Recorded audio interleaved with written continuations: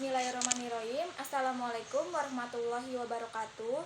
Perkenalkan, saya Afi Widarwati, NIM 2902150104. Saya dari Prodi Akuntansi Reguler Plus, Universitas Pancasakti Bekasi. Saya akan melaksanakan ujian tengah semester 5 dengan mata kuliah Communication and Editing Video dan Animasi dengan dosen pengampu Bapak Dr. Supriyadi, STP, MPD. Nah, pada pembahasan kali ini yang pertama saya akan membahas pengertian komunikasi, kedua pengertian komunikasi menurut ahli, yang ketiga jenis-jenis komunikasi, keempat tujuan komunikasi, yang terakhir yaitu fungsi komunikasi. Pertama, pengertian komunikasi menurut KBBI atau Kamus Besar Bahasa Indonesia.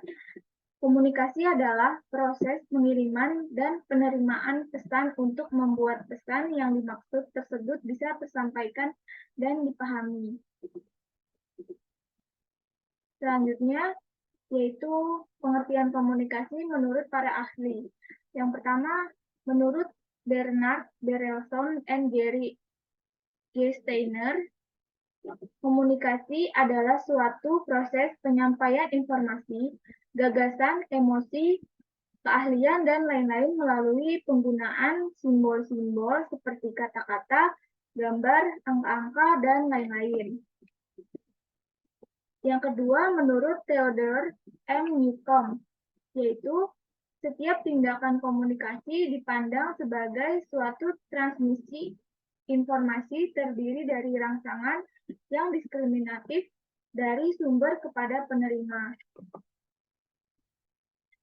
Selanjutnya, menurut Gerald R. Miller, komunikasi terjadi ketika suatu sumber menyampaikan pesan kepada penerima dengan niat yang sadari untuk mempengaruhi perilaku penerima.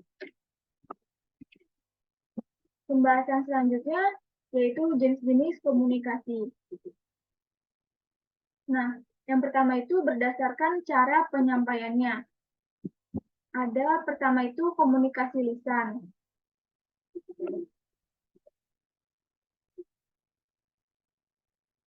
Yang kedua yaitu komunikasi tertulis. Yang ketiga, komunikasi visual. Nah, di sini ada komunikasi lisan. Jadi yang dimaksudkan dengan komunikasi lisan yaitu adalah komunikasi yang terjadi secara langsung dan tidak dibatasi oleh jarak, yang artinya komunikasi ini dilakukan antara kedua belah pihak secara bertatap muka pada umumnya. Nah, komunikasi tertulis ini yaitu jenis komunikasi yang dituangkan dalam bentuk surat, naskah, belangko, gambar, foto, maupun spanduk. Nah, selanjutnya itu komunikasi visual. Jadi komunikasi visual ini merupakan salah satu jenis komunikasi yang cara menyampaikannya yaitu melalui foto, seni, gambar, sketsa, bagan, dan grafik untuk menyampaikan informasi tertentu, dan biasanya juga jenis komunikasi ini sering digunakan sebagai bantuan saat presentasi. Selanjutnya, jenis komunikasi berdasarkan maksud dan tujuannya.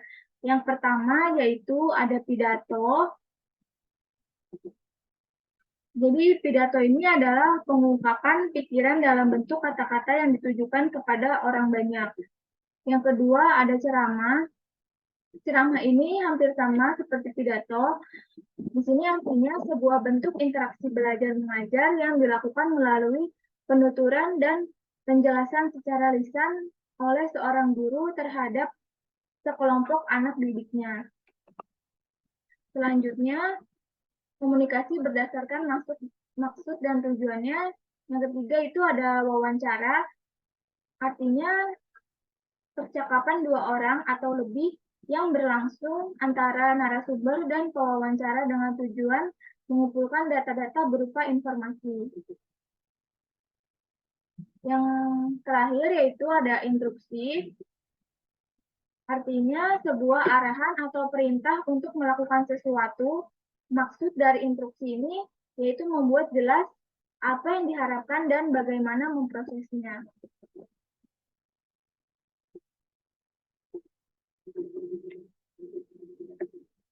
Selanjutnya, komunikasi berdasarkan ruang lingkupnya. Yang pertama yaitu ada komunikasi internal. Nah, pada komunikasi internal ini dapat dibedakan menjadi 3. Yang pertama yaitu ada komunikasi vertikal, yaitu komunikasi yang terjadi di dalam bentuk komunikasi dari pemimpin kepada anggota. Bentuknya ini seperti perintah, teguran, pujian, dan sebagainya. Yang kedua yaitu komunikasi horizontal. Jadi komunikasi ini terjadi di dalam ruang lingkup organisasi atau perusahaan di antara orang-orang yang memiliki kedudukan yang sejajar. Yang ketiga yaitu komunikasi diagonal, yang artinya komunikasi ini terjadi di dalam ruang lingkup organisasi atau perusahaan di antara orang-orang yang memiliki kedudukan berbeda-beda posisi, tetapi tidak sejalur vertikal. Komunikasi eksternal. Nah, komunikasi eksternal. Komunikasi ini terjadi antara organisasi atau perusahaan dengan pihak masyarakat yang ada di luar organisasi atau perusahaan tersebut. Biasanya itu contohnya seperti konversi pers, eksposisi, pameran, promosi, dan sebagainya. Yang ketiga ada komunikasi berdasarkan jumlah yang berkomunikasi. Nah, komunikasi ini biasanya terjadi pada perorangan ataupun pada sejumlah kelompok. Yang keempat ada komunikasi berdasarkan peranan individu. Nah, dalam komunikasi ini, peranan individu sangat mempengaruhi kesuksesan proses komunikasinya. Sebagai contoh, saya mengambil peranan individu sebagai seorang ketua RT ataupun ketua RW yang mengumumkan beberapa informasi kepada warganya. Yang terakhir ada komunikasi berdasarkan jaringan kerja. Nah, komunikasi ini terjadi biasanya di dalam suatu perusahaan maupun organisasi. Komunikasi jenis ini dapat terlaksana sesuai dengan sistem yang telah ditetapkan dalam jaringan kerja tersebut. Pembahasan selanjutnya yaitu ada tujuan komunikasi. Nah, di sini ada beberapa tujuan komunikasi. Yang pertama yaitu 1, agar pesan yang disampaikan dapat dimengerti.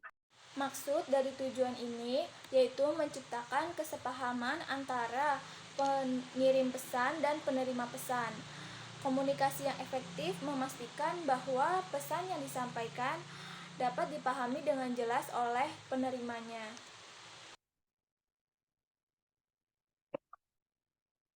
Kedua, yaitu membangun identitas dan citra.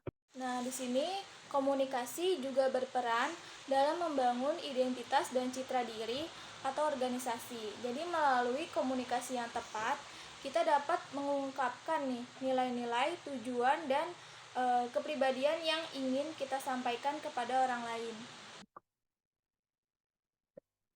Yang ketiga, agar pendapat diterima oleh orang lain. Maksud dari tujuan ini yaitu dimaksudkan agar pendapat kamu dapat diterima oleh orang lain.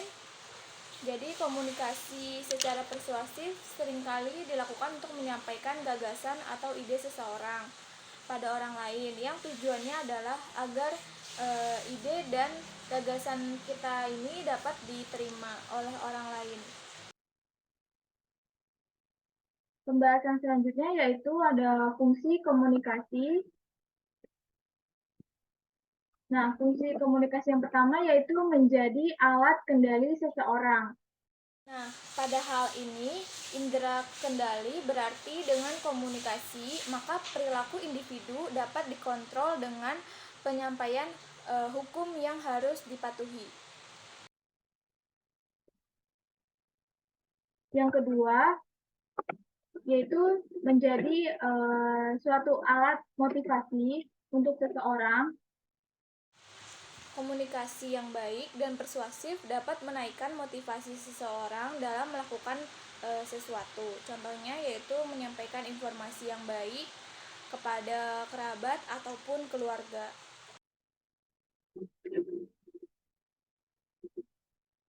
Fungsi yang ketiga yaitu menjadi ungkapan emosional. Aneka macam perasaan yang ada pada diri seseorang dapat diungkapkan pada orang lain dengan cara yaitu berkomunikasi. Emosi ini mampu meresponnya dengan perasaan suka, murka, kecewa, gembira, dan lain-lain. Fungsi yang keempat yaitu menjadi indera komunikasi itu sendiri. Dengan berkomunikasi, maka kita dapat memberikan isu yang dibutuhkan orang lain atau gerombolan sebagai akibatnya menggunakan isu-isu itu. Maka proses pengambilan keputusan bisa dilakukan dengan baik dan benar.